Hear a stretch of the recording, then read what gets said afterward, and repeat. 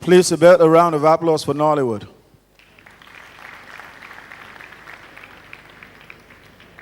And a round of applause for me.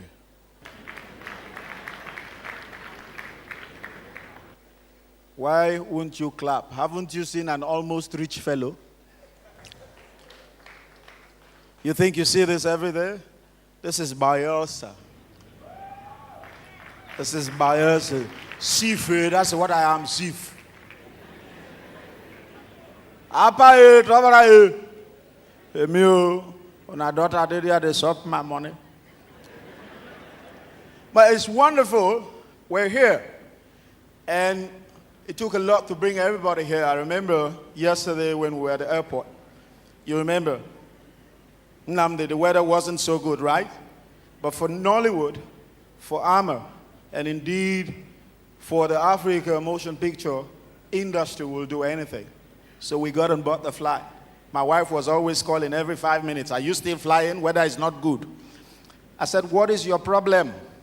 That I'm going to see a lot of beautiful ladies? Take it easy. And then she said, no, that's not my problem. The weather is really not good. You're the father of my children. I should be worried. Why don't you just stay back and let some other person host this year? I said, no. I must go. There are great opportunities. I want to see friends I haven't seen in a long time. And then she said to me, I'm going to have to call your father and tell him you're being stubborn. If anything happens, God, see my hand. So anyway, to set her at rest and to appease her, I said to her, don't worry. This event is supported by UB and the Bayelsa State government. If anything happens to your husband, you get 450 million naira. My wife became interested. And then she said to me, really? Then she stammered, well, if so, don't let me stop you. So I'm here safe. But what really annoyed me was when I got on board, she actually called me back just before we took off. And I said, why are you calling me? So you're now interested because it's 450 million. She said, forget that one. There's a more important issue we should discuss. I said, what is it? She said, did you tell them the name to write on the check? I'm here, and backstage, I'm having a fight with my black friend, the tall fellow, who thinks he's tall. This is the official height in the book. If you're taller than this, it's your business. In the good book, the Lord says, lo, I am with you. And tall, you are alone. I remember at some party, you know what they said? They wanted to show if men actually have control in their marriages at home. So they say, if you know your wife controls you, stand on line A. If you know you are in control in the home, stand on line B. Believe me, all the men were on line A. All the tall, huge fellows. There was only one small fellow, just about my height, on line B. So the fellows on line A looked at the fellow on line, fellows looked at the gentleman, the short fellow on line B. So you mean as big as we are, and as strong as we are, our wives are in control, but as small as you are in control. You know what the man on line B said? He said, leave me alone. My wife said I should stand here.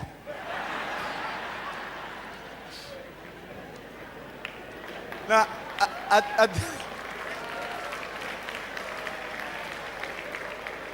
do not forget to come back to Bayelsa State. This is a state for tourism.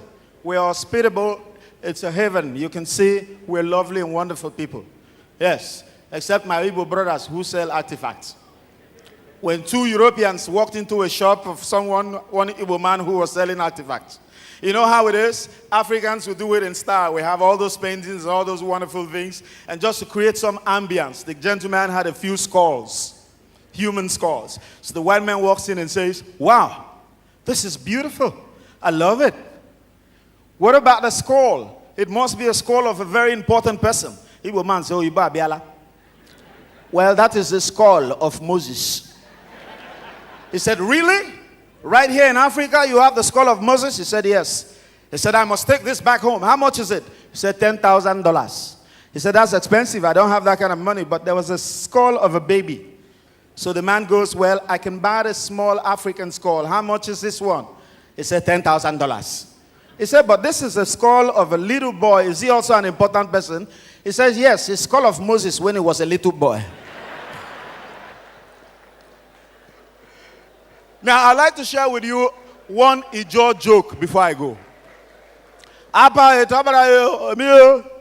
We there? Eyes up. Eyes up. Eyes up. Now where? Two Ijo boys for the first time went to Abuja. From village until not the city. So when they got to Abuja, they saw skyscrapers. The first boy screamed, he said, what a tall building. I never see this kind of building in all my life. You mean human beings built this? The other gentleman said it must be. He said, how high is this building? The other one said, you know what? You've got to climb up to the top of the building. Then when we get to the top of the building, I will jump from there. As I'm coming down, I will take the measurement of the building here. So the other man said, I'll be kind. Let me wait. While you are landing, I will cast you. So he was down there with his hands out like that. Some very old and wise fellow walked up and said, young man, why do you have your hands out? Are you a beggar? He said, Abba, no, I'm not a beggar. He said, then why do you have your hands out? He said, my friend climbed this tall building. He want to jump down. But as he jumped, I'll catch him. Then the man said, let me give you an advice. The force of your friend landing on your arms will break them automatically and you might also die. He said, don't worry, I'm not stupid. I let him bounce 2 times before I catch him.